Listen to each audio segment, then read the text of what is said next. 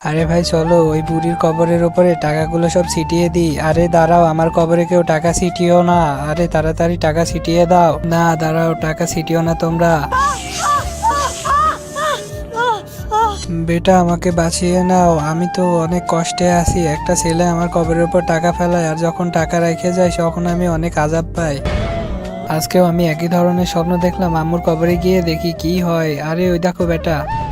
আরে তোমরা কারা? তোমরা এখানে আমার মায়ের কবরের উপর টাকা ফেলছো কেন? আর তোমাদের টাকার কারণে আমার মা কেন আজাব পাচ্ছে বলো আমাকে। কারণ জানতে চাও? তাহলে শোনো, তোমার মা সুদের ব্যবসা করতো, আর আমার ছোট ভাই গিয়ে তার থেকে সুদের উপরে টাকা নেই। সে অনেক কষ্ট করে কাজ করতো, কিন্তু হঠাৎ করে সে স্টক করে মরে যায় এবং তোমার মা আমার কাছে এসে টাকা চায়। হে আল্লাহ, যে এই পবিত্র কোরআনটি দেখে লাইক সাবস্ক্রাইব করবে এবং 10 জনের কাছে শেয়ার করবে, তার মনের আশা তুমি পূরণ করে দিও এবং কমেন্টে লিখে যাও আমিন। তোর ভাই মরে গিয়েছে তো কি হয়েছে? তুই আমার টাকা দে। আমার ভাই তো মরে গিয়েছে, টাকা তো মাফ করে দাও। আরে আমি মরলেও তোর ভাইয়ের টাকা মাফ করবো না। এই জন্যই তোমার মায়ের কবরে আমি প্রতিদিন এই সুদের টাকা দিতে আসি, যেন সে অনবরত আজাব পেতেই থাকে।